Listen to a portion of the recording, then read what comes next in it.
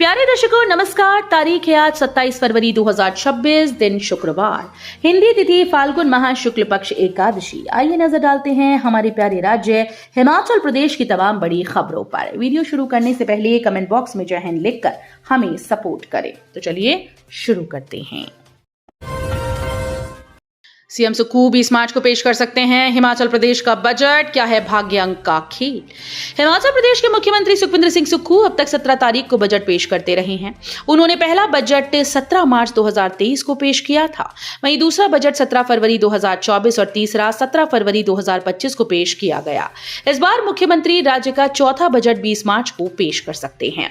हिमाचल प्रदेश विधानसभा का बजट सत्र अवकाश के बाद 18 मार्च से दोबारा शुरू होगा। पहले 2 दिन राज्यपाल अभिभाषण पर धन्यवाद प्रस्ताव के तहत चर्चा होगी। माना जाता है कि मुख्यमंत्री का भाग्यांक 8 है, इसलिए पिछले तीनों बजट 17 तारीख को पेश किए गए। अचानक बिगड़ा मौसम, धर्मशाला में बारिश, ओलावृष्टि, चोटियों पर 4 दिन बर्फबारी के आसार। हिमाचल प्रदेश के धर्मशाला में गुरुवार शाम को अचानक मौसम ने करवट ली। इस दौरान कुछ देर के लिए बारिश और ओलावृष्टि से मौसम ठंडा हो गया। वहीं राजधानी शिमला सहित अन्य भागों में मौसम साफ बना रहा।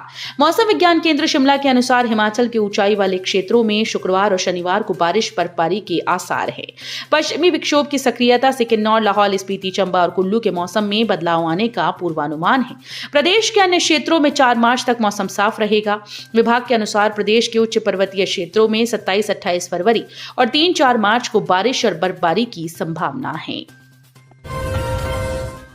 हाउस लिस्टिंग ऐप से होगी लोगों की गिनती। 12 मई से 11 जून तक चलेगा जनगणना का पहला चरण।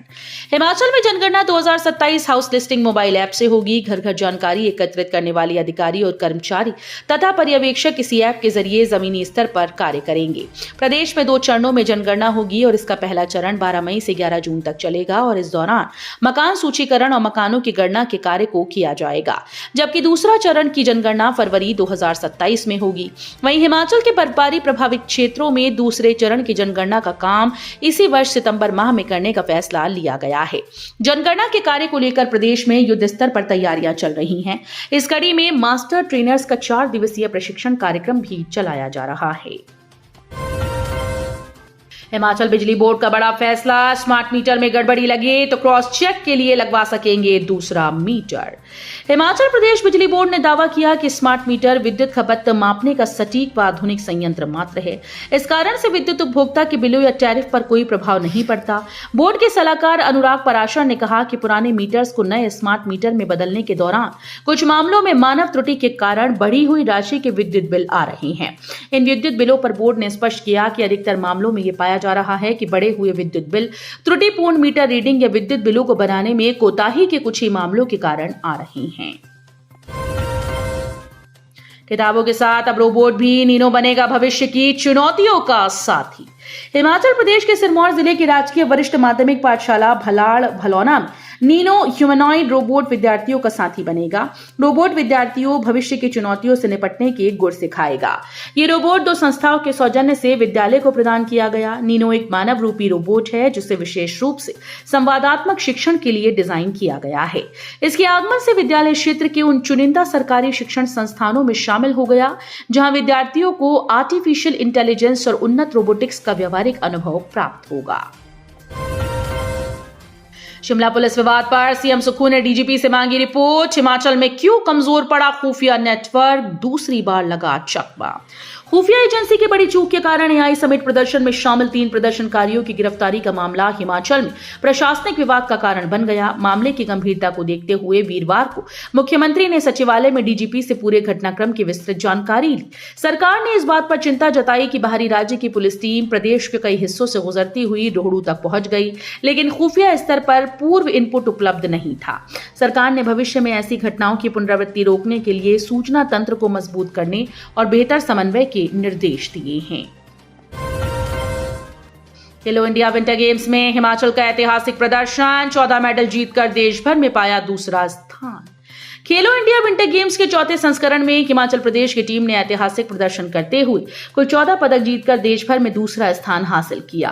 प्रतियोगिता के 4 दिन चले मुकाबलों में हिमाचल के खिलाड़ियों ने बर्फ की वादियों में अपना दमखम दिखाया। सेना की टीम 23 पदकों के साथ पहले स्थान पर रही, जबकि हरियाणा तीसरे, महाराष्ट्र चौथे और लेह लद्दाख 5वें स्थान पर रहा। Himachal Pradesh winter games association के अध्यक्ष लुदर ठाकुर और स्कीमो इंडिया के अध्यक्ष विकास सूद ने बताया कि इस बार हिमाचल ने स्कीइंग में 10 और स्कीम्स स्पर्धा में 4 पदक जीते हैं। हिमाचल में प्राइवेट स्कूल्स की मनमानी रुकेगी। विभाग ने उपनिदेशकों को जारी किए निर्देश, कैंपस में नहीं बिकेगी वर्दी। हिमाचल प्रदेश में निजी स्कूल्स की मनमानी को लेकर शिक्षा विभाग सख्त हो गया। स्कूल शिक्षा निदेशक आशीष कोहली की ओर से बुधवार को सभी जिला के उपनिदेशकों को यह सुनिश्चित करने के निर्देश दिए गए कि निजी स्कूल्स में वर्दी, टाई, बेल्ट, जूते आदि सामग्री की बिक्री न हो। हिमाचल प्रदेश स्कूल शिक्षा बोर्ड द्वारा जारी संबद्धता नियम 16(3)(12)(a) के संदर्भ में ये निर्देश जारी किए गए हैं। तेलंगाना की तर्ज पर हिमाचल में सड़क निर्माण के लिए तलाशी जाएगी सीआईआर तकनीक की संभावना। तेलंगाना की तर्ज पर हिमाचल में भी सड़क निर्माण के लिए कोल्ड इन प्लेस रिसाइकलिंग तकनीक इस्तेमाल करने की संभावना तलाशी जाएगी।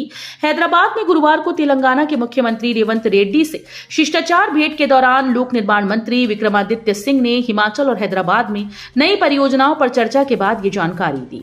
उन्होंने बताया कि सीआईआर तकनीक में पुरानी सड़क की परत को उसी स्थान पर रिसाइकल कर नई परत तैयार की जाती है। इससे लागत घटती है, समय बचता है और पर्यावरणीय प्रभाव कम होता है। हिमाचल की ये लेडी अफसर फिर चर्चा में, ब्रांड प्रमोशन का वीडियो वायरल, सोशल मीडिया पर मचा बवाल। एसडीएम शिमला शहरी ओशन शर्मा एक बार फिर से सोशल मीडिया पर चर्चाओं में हैं। इस बार वजह कोई प्रशासनिक आदेश या जनसुनवाई नहीं, अपितु सोशल मीडिया पर उनके वायरल हुए वीडियो को लेकर है। इस वीडियो में वो एक निजी कंपनी का पार्सल खोलते हुए उसके उत्पाद दिखाती नजर आ रही हैं। वीडियो में स्लग दिया गया है कि उन्हें कंपनी का पहला पार्सल मिला है और फिर वो उत्पाद को कैमरे के सामने उसी अंदाज में पेश करती हैं जैसे किसी विज्ञापन या प्रमोशनल वीडियो में किया जाता है। ये वीडियो सामने आने के बाद सोशल मीडिया पर अलग अलग तरह की प्रतिक्रियाएं देखने को मिल रही हैं। युवाओं के लिए सुनहरा अवसर, 100 पदों के लिए इस दिन होगा इंटरव्यू, जानिए कितनी मिलेगी सैलरी। राजकीय औद्योगिक प्रशिक्षण संस्थान लचोड़ी में 7 मार्च को कैंपस प्लेसमेंट ड्राइव आयोजित होगी। प्रधानाचार्य राहुल राठौर ने जानकारी देते हुए बताया कि हरियाणा की company KP reliable technique India private limited द्वारा क्वालिटी इंस्पेक्टर ऑडिटर के 100 पदों के लिए साक्षात्कार लिया जाएगा। राहुल राठौर ने बताया कि प्लेसमेंट ड्राइव में आईटीआई के electrician, fitter, turner, wireman, MMV, COPA आदि ट्रेड और पॉलिटेक्निक डिप्लोमा के सभी ट्रेड और स्नातक बीए, बीएससी, बीकॉम उत्तीर्ण अभ्यर्थी भाग ले सकते हैं।